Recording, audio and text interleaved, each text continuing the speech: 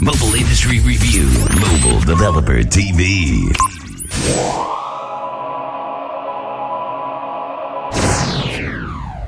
I don't want to speak for other folks. I would say for me, it absolutely works. So I definitely still have that, out of the box euphoria that makes doing what I do really fun. And I think if you talk to some of the startups that I work with, that's probably what they would appreciate, that maybe I'm not as old as I appear.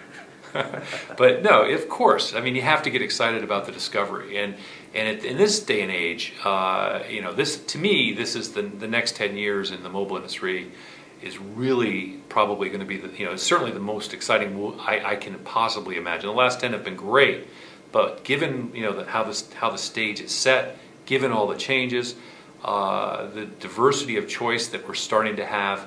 It's a fantastic opportunity in the mobile industry. Probably the best time as an investor in the mobile industry that I've ever seen.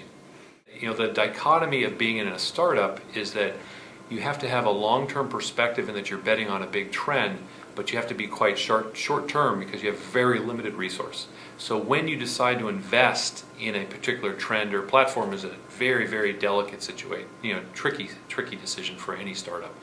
So just because the experts say this is the year of whatever, you really do need to spend a lot of time doing a lot more due diligence to believe if there's going to be enough of a groundswell of investment for you to take advantage of it. In the case of a service business, you have to have proliferation of devices, you have to have persistent data connections to be able to actually roll out a service, for example. In the case of Android, I think it's clearly coming.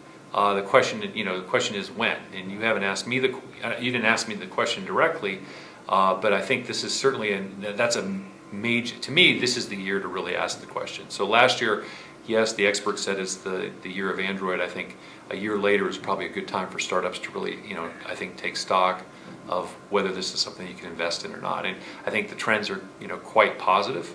But I'm actually interested to hear what other folks have to say. I think this is probably the year for application developers to really evaluate whether they should invest their precious resource and time into Android. So I don't think it's too early. I think this is probably the right time to be asking that question. That's actually one of the reasons why I like going to Barcelona, is that sitting here you kind of only hear the loudest company, and the loudest company near here is Apple. So you can get a little bit skewed. I'm fortunate that I'm in daily contact with my partners in other parts of the world, but still, it's good to get go to another place and just hear different other perspectives. But I think that the great hope remember, I'm just in venture stage. I'm an early stage venture investor, not an industry prognosticator. So I'm looking for options for startups.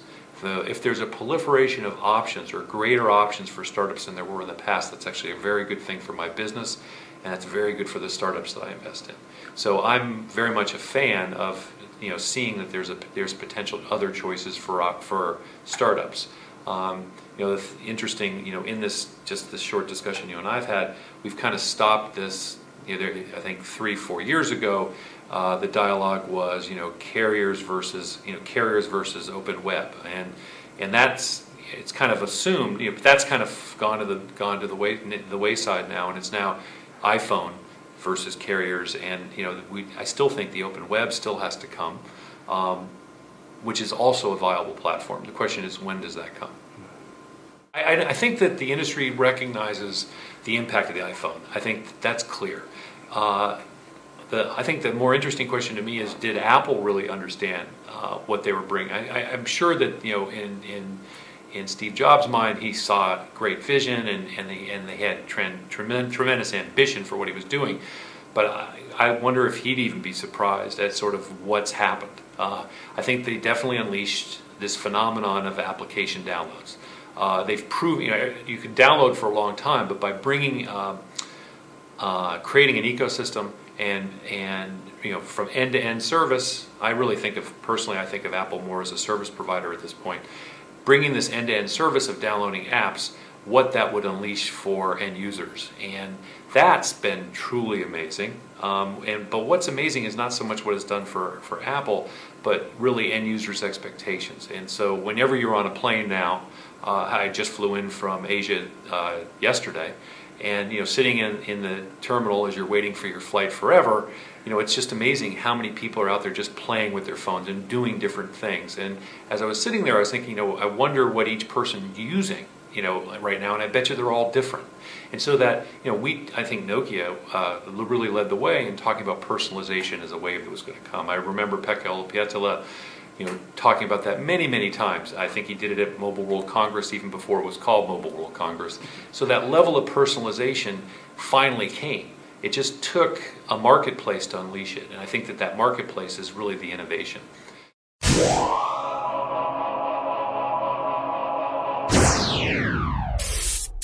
Mobile Industry Review, Mobile Developer TV.